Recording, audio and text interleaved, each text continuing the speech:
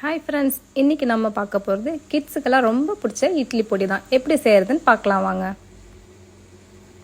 1 cup உளுந்து எடுத்துக்கோங்க, 1/2 cup கடலைப்பருப்பு, அப்புறமா ஜீரகம், எள்ளு, மிளகு எல்லாம் ஒரு ஸ்பூனு, 10 பூண்டு பல் எடுத்துக்கோங்க, 15 காஞ்ச மிளகாய் போதும், அதுக்கப்புறம் கொஞ்சம் கருவேப்பிலை.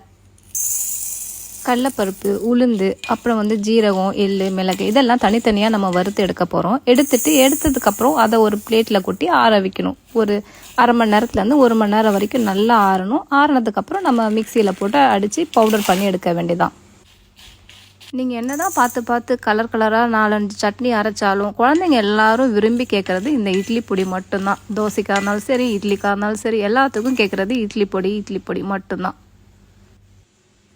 1 ஸ்பூன் எண்ணெய் ஊற்றி அதில் கருவேப்பிலையை போட்டு நல்லா ஃப்ரை பண்ணி எடுத்துகிட்டு, இந்த டைமில் நீங்கள் அடுப்பு ஆஃப் பண்ணிடலாம், இல்லைனா தீஞ்சிடும் கருவேப்பிலை. எடுத்து அதில் நீங்கள் போட்டுட்டு அதுக்கப்புறம் கடைசியாக சால்ட் ஆட் பண்ணி ஒரு 1/2 hour to 1 hour அது ஆறுற வரைக்கும் வெயிட் பண்ணுங்கள். வெயிட் பண்ணிவிட்டு அதுக்கப்புறமா மிக்சியில் போட்டு நல்லா ஃபைன் பவுட்ரு பண்ணி அரைச்சி எடுத்துக்கோங்க. இந்த ரெசிபியை நீங்கள் 1 month வரைக்கும் ஏர்டைட் கண்டெய்னரில் வச்சு யூஸ் பண்ணலாம். ஏன்னா நான் ஆயில் யூஸ் பண்ணனால சீக்கிரம் கெட்டு போகிறதுக்கு வாய்ப்பு இருக்குது. நீங்கள் செஞ்சு பார்த்துட்டு கமெண்ட்ஸை சொல்லுங்கள். Thank you.